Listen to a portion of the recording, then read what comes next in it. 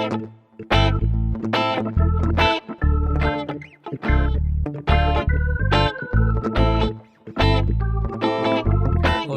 inyong pagkamarites, ang mga katawan sa inyo hakay na stress.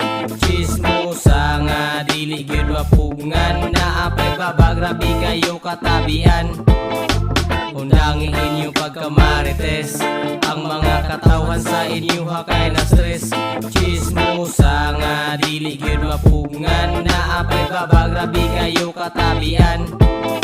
Sayuan na sa buntag kami naglakaw, kauban ako ang girl, chillra ang akong adlaw. Samtang ako na bad trip sa mga amaw, kung mga marites sulaw kaayo mos pananaw. Sigirag panlibak maura na ang inyong buhat, kung tagdon ta mo ay makabughat sa inyong katabian. Ako na ay nadunggan, wala daw ko'y trabaho o grabe katapulan. Sigira o panghilabot taw ning mga marites, wala man ko nagpangayo, mga baga kaayo face. Sa inyong kachismosa wala ba mo nakabalo, ang inyuhang sinina mura nagtrapo. Busa mintra sayo, undangin na inyong batasan. Grabe ra ba mo masuko kung mabalsan, ginipong uban marites sa social media. Sige ra mag-comment bisag di niya kaila. Inyong katabian broadcaster na mo ana da istorya lang diri gamay, abot na sa pikas barangay. Managtiayon gabulag abot diha sa ending, kay ang asawa daw na ako noy laeng ka-fling. Mga mata kay gasigaba ba pirmirang gabula, libak-libak bisan asa taka-taka ra og yama. Aya mo manghilabot sa kinabuhi sa uban, unha sa naglimpyo ang hugaw sa inyong tukaran. Undangin inyong pagkamarites, ang mga katawan sa inyo hakay na stress. Chismosa nga dili gyud mapugngan, naapay babagrabi kayo katabian. Undangin inyong pagkamarites, ang mga katawan sa inyo hakay na stress. Chismosa nga dili gyud mapugngan, naapay babagrabi kayo katabian. Lain na pong adlaw, unsa na po'y issue, buntag pa sayo, wala pa gani kaligo.